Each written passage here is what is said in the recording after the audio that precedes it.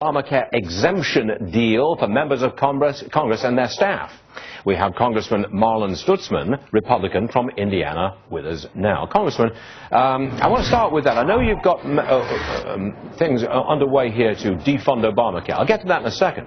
But, you know, a lot of our viewers are kind of hot under the collar about Congress people and their staff getting an exemption from ObamaCare. What's with that? Well, rightly so. They should be furious.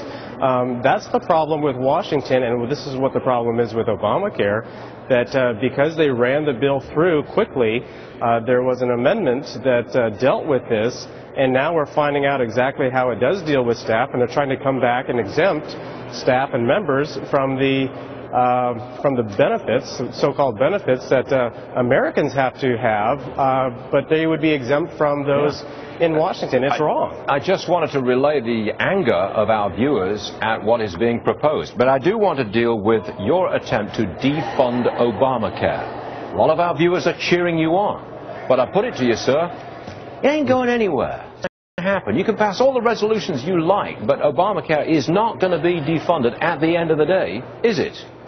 Well, you know what? I'm not going to go down without a fight. I think that's what we have to do at this time. This is coming down to a head when we start to fund the government for the rest of 2013 and 2014. So October 1st, a new budget starts, and we have to be as aggressive as possible to protect the American people from this horrendous law. This is the example with how we're going to allow staff and members to be exempt is a great reason why we should delay this. Would you shut the government down? Would you defund the whole government? If it comes to push comes to shove, what would you do? Would you shut the government down in order to defund ObamaCare?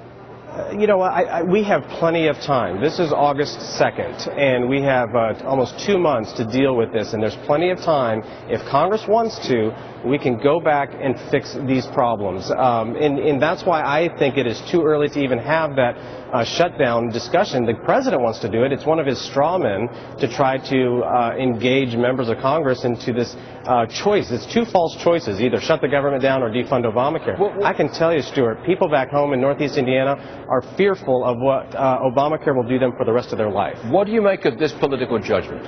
If the government is shut down, if it is, I know that's hypothetical, but if it is, Republicans get the blame, voters don't like it. What do you say?